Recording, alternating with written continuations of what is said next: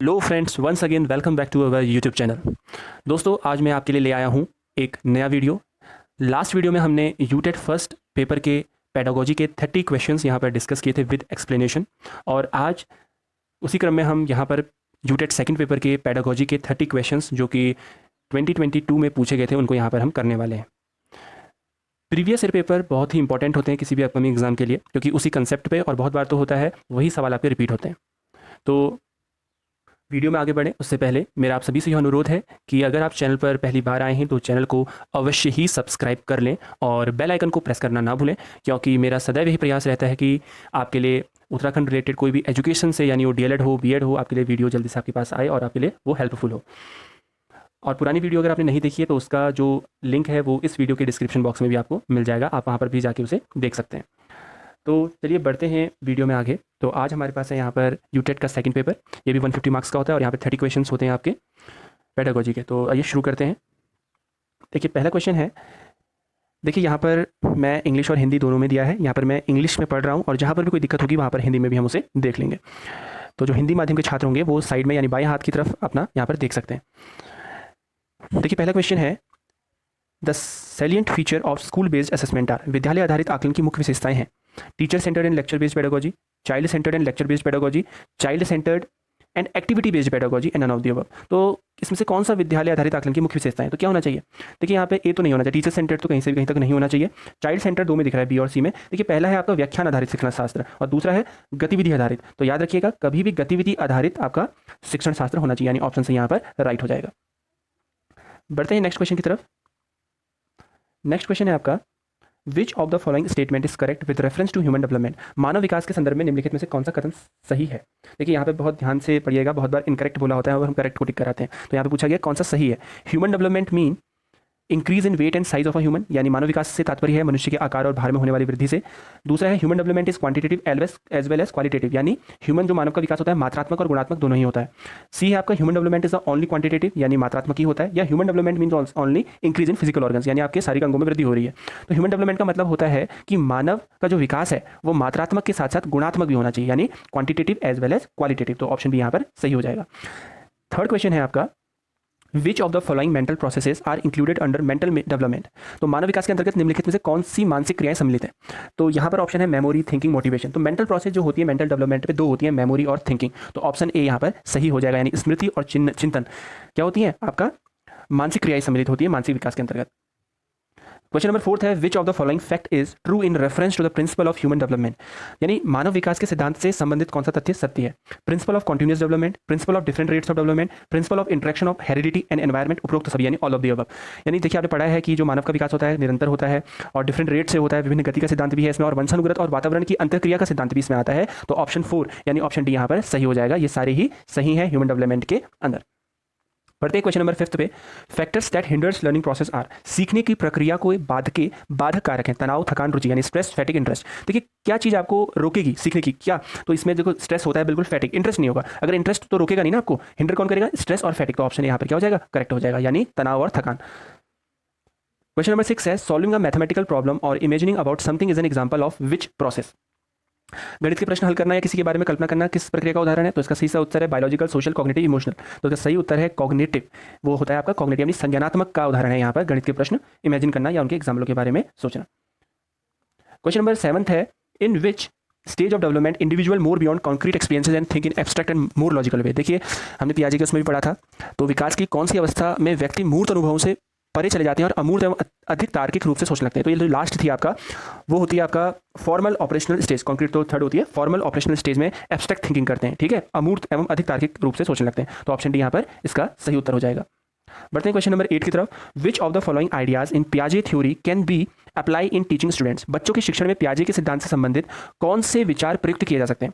Use of constructivist approach, सृजनवादी उपागम का प्रयोग, consider the child knowledge and level of thinking, यानी बच्चे के ज्ञान तथा चिंतन के स्तर को ध्यान में रखना, यूज ऑफ कॉन्टिन्यूअस असेसमेंट, सतत आकलन का प्रयोग, and fourth one is turn the classroom into a setting of exploration and discovery, यानी कक्षा कक्ष की व्यवस्था को अन्वेषण एवं खोज के रूप में बदलना। तो देखिए यहाँ पर आप सभी देखेंगे कि सृजनवादी उपागम होना चाहिए, बच्चे के ज्ञान और चिंतन के स्तर में ध्यान रखना, ऐसा नहीं है कि उसके लेवल से हाई हो जा रहा है। कॉन्टिन्यूअस सतत आकलन होना चाहिए, ऐसा नहीं कि आज आपने आकलन किया और दोबारा से आपने फिर वो चीज़ छोड़ दी, तो सतत नहीं, कॉन्टिन्यूअस असेसमेंट होना चाहिए आपका। और कक्षा कक्ष को आपको क्या बनाना है कि एक लैब बनानी है, डिस्कवरी जिसमें एक्सप्लोरेशन हो।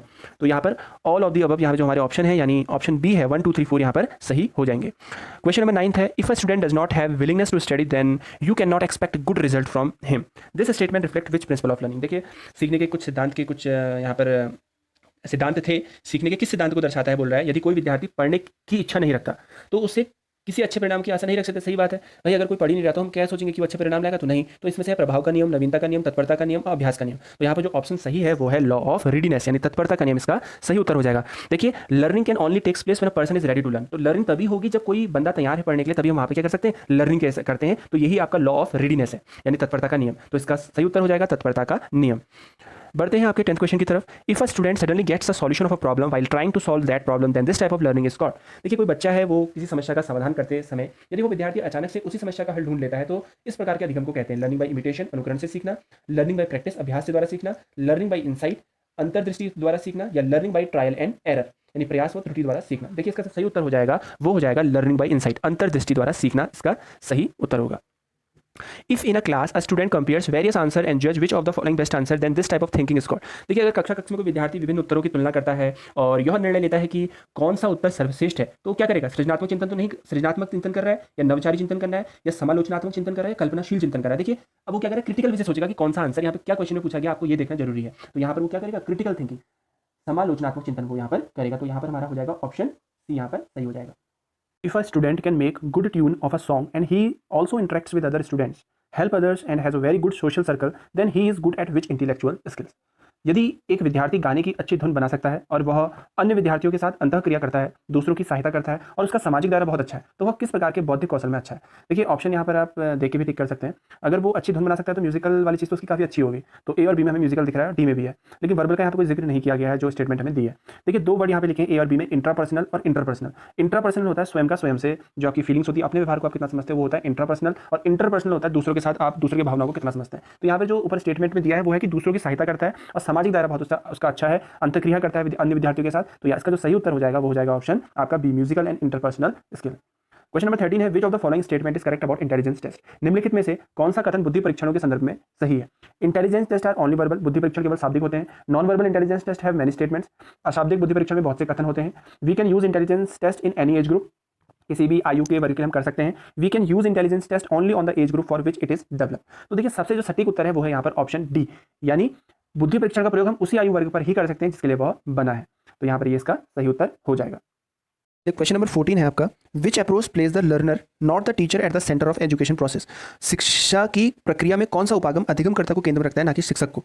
तो देखिए अब जो शिक्षक को रख रहा है तो नहीं रख रहा है, पूछ रहा है, तो यहाँ पर हम देखेंगे टीचर सेंटर्ड अप्रोच तो क्या होती है, टीचर को केंद्र में रखती है, यानी लर्नेस सेंटर्ड अप्रोच होनी चाहिए, और कंस्ट्रक्टिविस्ट अप्रोच जो होती है ये लर्नर को आपको केंद्र में रखती है, यानी यहाँ पर हो जाएगा ऑप्शन डी इसका सही उत्तर हो जाएगा, यानी शिक्षार्थी केंद्रित उपागम होना चाहिए और सृजनवादी उपागम होना चाहिए। कंस्ट्रक्टिविस्ट अप्रोच कहती है कि बच्चे को खुद से करके सीखना चाहिए, करके सीखता है तो वो ज़्यादा सीखता है उसमें। तो यहाँ पर ऑप्शन डी सही हो जाएगा। A student rights in good hand writing because his teacher gives him a big star in his notebook, this is example of. एक विद्यार्थी इसलिए सुंदर हस्ते लिखता है क्योंकि उसकी शिक्षक उसकी नोटबुक में एक बड़ा सा स्टार देती है। तो यह उदाहरण है किसका, देखिए आप इसको देखेंगे तो आप उसको बाहर से क्या करें, मोटिवेट करें, तो यह एक्सट्रिंसिक मोटिवेशन है, यानी बाह्य अभिप्रेरणा का यहाँ पे उदाहरण है। ऑप्शन डी यहाँ पर सही हो जाएगा।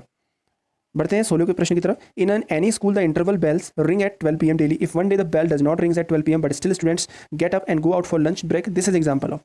तो देखिए अगर आप देखेंगे कि रोज 12 बजे घंटी बजती थी और आज नहीं बजी तो बच्चे फिर भी उठ के चले जा रहे हैं, तो ये है जो उदाहरण वो होता है शास्त्रीय अनुबंध का, यानी क्लासनिंग कंडीशनिंग होती है। जैसे हमने इसमें पढ़ा भी था कि देखा था कि डॉगी को अगर आप फूड बिना दिए बेल बजाते तो स्लाइव आ जाता है उसके मुंह में, तो ये क्लासनिंग कंडीशनिंग का एक एग्जांपल है। विच theory of learning specifically emphasises on reinforcement, theory of operant conditioning, insight theory, stimulus response theory, cognitive field theory, किसमें आप रेनफोर्समेंट देते हैं। तो इसका सही उत्तर हो जाएगा क्रिया प्रस्तुत अनुबंध सिद्धांत, थ्योरी ऑफ ऑपरेंट कंडीशन में हम क्या देते हैं, इन्फोर्समेंट देते हैं, रेनफोर्समेंट। तो ऑप्शन यहाँ पर सही हो जाएगा। इंक्लूसिव एजुकेशन मीन्स, इंक्लूसिव समावेशी शिक्षा का क्या अर्थ है, education for special children including only visual impaired children in general school, all children learn together in same school including दिव्यांगजन इन इंटीग्रेटेड स्कूल। तो इसका मतलब होता है सभी बच्चे एक ही विद्यालय में एक साथ पढ़ते हैं, तो उसे बोलते हैं हम इंक्लूसिव एजुकेशन यानी समावेशी शिक्षा। 19 क्वेश्चन है learning is acquisition of knowledge, acquisition of new skills, acquisition of new values. तो देखिए सभी इसके आपके उदाहरण है। नवीन ज्ञान का अर्जन करना भी अधिगम का वो है, नवीन कौशल का अर्जन भी होता है और नवीन मूल्यों का भी यहाँ पर अर्जन होता है। तो ऑप्शन बी यहाँ पर इसका सही उत्तर हो जाएगा। बढ़ते हैं क्वेश्चन नंबर 20 की तरफ, जो कि मैच द फॉलोइंग है। कॉलम ए से कॉलम बी को मिलान करना है। देखिए यहाँ पर थोड़ा हमको ध्यान से देखना पड़ेगा। जो ऊपर लिखे हैं 1 2 3, ये जो आपका कॉलम बी में दिए हैं ये ऊपर लिखे हैं आपके, और जो कॉलम ए है वो नीचे लिखे हैं 1 2 3 4। तो आपको देखना पड़ेगा कि इसमें से कौन सा सही है। तो हम देखेंगे फिजिकल। देखिए आप पहला देखिए, जो आपका 1 है वो है लव एंड केयर। आप यहाँ से देखिए कि ऊपर लव एंड केयर, तो लव एंड केयर जो होता है वो होता है साइकोलॉजिकल, वो होता है आपका मनोवैज्ञानिक, होता है प्यार और देखभाल होता है आपका मनोवैज्ञानिक। ठीक है। Playing with friends, playing with friends आपका जो होगा, आप देखो आप दोस्तों के साथ खेल रहे हो तो क्या होगा आपका सोशल होगा, सामाजिक होगा। इसके बाद बचता है आपका नंबर ऑफ क्लासरूम्स, कितनी कक्षों की जो संख्याएं हैं वो हो जाएगा आपका फिजिकल। इसके बाद हम देखते हैं हमारा जो लास्ट बचा कस्टम्स एंड ट्रेडिशन, यानी रीति रिवाज और परंपरा, ये होता है आपका कल्चरल। तो आप देखेंगे ये सारे ऑप्शन जो सही मिल रहे हैं वो मिल रहे हैं ऑप्शन सी में। तो ऑप्शन सी यहाँ पर इसका सही उत्तर हो जाएगा। Demonstration of use of thermometer showing boiling point and freezing point is an example of. Thermometer के उपयोग का प्रदर्शन करते हुए क्वथनांक और हिमांक को दर्शाना उदाहरण है। Simplified curriculum, supplementary curriculum, alternative curriculum, active based curriculum. तो सीधी सी बात है, ये हो जाएगा आपका गतिविधि आधारित पाठ्यचर्या, यानी एक्टिविटी बेस्ड करिकुलम का ये एग्जांपल हो जाएगा। VIBGYOR is an example of. VIBGYOR आपको पता ही है, हम पढ़ते हैं वॉयलेट, ये जो इंडिगो वाला, नहीं जो इंद्रधनुष वाला पढ़ते हैं, हमने कलर को याद किया था। तो ये क्या है, टेक्निक है किसकी, निमोनिक की, परसेप्शन, थिंकिंग, रीजनिंग। तो ये क्या है, निमोनिक है, जो कि शॉर्ट फॉर्म है। तो VIBGYOR. Which of the following points should be considered for better planning and organizing co-curricular activities in the school? विद्यालय में पाठ्य सहगामी क्रियाकलापों को बेहतर तरीके से नियोजित एवं आयोजित करने के लिए निम्नलिखित में से कौन से बिंदु पर विचार किया जाना चाहिए? Activity should not be age specific, गतिविधि आयु विशेष नहीं होनी चाहिए। देखिए पहले आपसे पूछा है कि कौन सा यहाँ पर होगा, कौन सा पॉइंट हम कंसिडर करेंगे। ठीक है। Activity should be plan according to physical, cognitive and affective development of the child. गतिविधियों की जो योजना है बच्चे के शारीरिक, संज्ञानात्मक एवं भावात्मक विकास को ध्यान में रखते हुए बनानी चाहिए। Activities should focus on physical development only. गतिविधि केवल शारीरिक विकास पर केंद्रित होनी चाहिए। Only individual oriented activity should be plan. केवल व्यक्तिगत उन्मुख गतिविधियों को ही योजना बनानी चाहिए। देखिए सबसे जो सटीक यहाँ पर हमें लग रहा है वो लग रहा है ऑप्शन बी, यानी क्या, एक्टिविटी जो होनी चाहिए वो कैसे होनी चाहिए, according to physical, cognitive and affective development जो है उनके अनुसार बच्चे की होनी चाहिए। बढ़ते क्वेश्चन नंबर 24 की तरफ। Match column A with B. अब आप यहाँ पे देखेंगे कॉलम ए में दी है आपको टाइप ऑफ डिसेबिलिटी और करिकुलर एडेप्टेशन वहाँ पे कैसा होना चाहिए यहाँ पर हमें बताना है। देखो कोई लोकोमोटर डिसेबिलिटी है तो no need of circular adoption adaptation. अब देखिए यहाँ पे मिलान करना है हमें, तो इसको देखते हैं हम। लोकोमोटर डिसेबिलिटी, तो आप देखेंगे देखो आप एक चीज बताइए, कोई बच्चा लोकोमोटर डिसेबल है तो no need of circular adaptation तो होना नहीं चाहिए। लर्निंग डिसेबिलिटी है तो क्या होना चाहिए उसमें हमें, adaptation in teaching strategy and instructional methods, ये होना चाहिए। और लो विजिबल डिसेबिलिटी है तो लार्ज प्रिंट बुक्स होनी चाहिए। अगर किसी बच्चे को कम दिखाई दे रहा है तो उसके लिए क्या होना चाहिए, थोड़ा ऐसी किताबें होनी चाहिए जिनमें थोड़ा सा क्या लिखा हो, बड़ा लिखा हो। तो यहाँ पर ऑप्शन ए क्या हो जाएगा, इसका सही उत्तर हो जाएगा। देखिए कोई लोकोमोटर यानी चलन बाधित दिव्यांगता है तो उससे पाठ्यचर्या में तो कोई चेंज करने की जरूरत नहीं है उसके लिए, इसलिए ऑप्शन ए का ए सही है। फर्स्ट का ए सही है, 2 आपका बी है और 3 का लार्ज प्रिंट बुक्स है।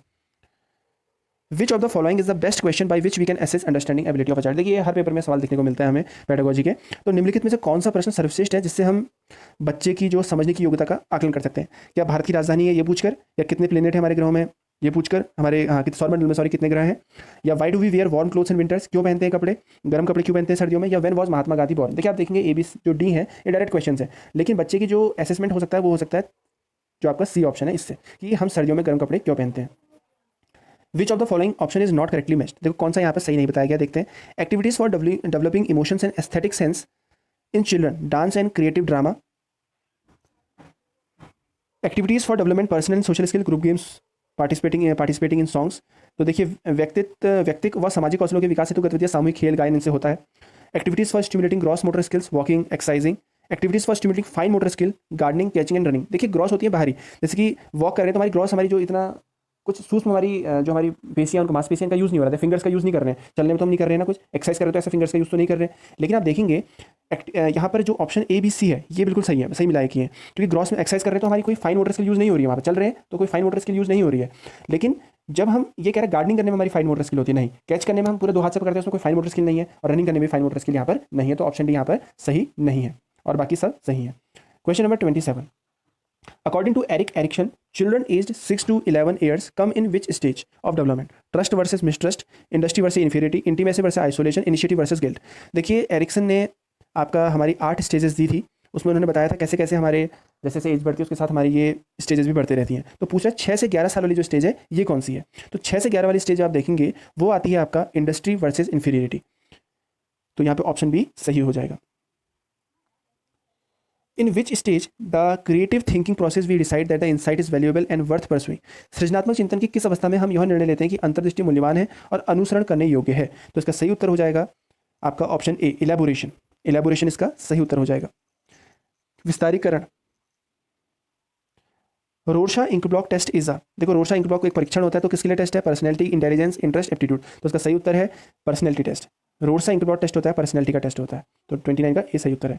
आइए बढ़ते हैं लास्ट क्वेश्चन की तरफ। The qualities and skills which a teacher need to develop for creating healthy environment in classroom are. कौन कौन सी आपको यहाँ पर क्वालिटीज टीचर के अंदर होनी चाहिए? देखिए, सेंसिटिविटी एंड केयर, संवेदनशीलता एवं देखभाल, ट्रस्ट वर्दीनेस, विश्वसनीयता, positive attitude towards self and others, स्वयं और अन्य के प्रति सकारात्मक दृष्टिकोण। तो यहाँ पे सारे के सारे ऑप्शन एक टीचर के अंदर होने, उसको स्किल्स हैं जो कि टीचर के अंदर डेवलप करने होने चाहिए, ताकि एक कक्षा का क्या रहे, आपका एक खुशनुमा माहौल रहे और एक अच्छा आपका वातावरण रहे कक्षा का। तो इसके लिए यहाँ पर जरूरी है। तो यहाँ पर ऑप्शन ए इसके सही उत्तर हो जाएंगे। तो ये हमने यहाँ पे डिस्कस कर लिए हैं आपका 30 क्वेश्चन जो कि यूटेट 2022 में पूछे गए थे पेडागोजी के। तो बताइएगा आपको कि ये कैसा लगा वीडियो। मिलते हैं नए वीडियो के साथ जिसमें हम अब एनवायरमेंटल स्टडीज़ और मैथमेटिक्स और इंग्लिश और हिंदी को भी डिस्कस करेंगे।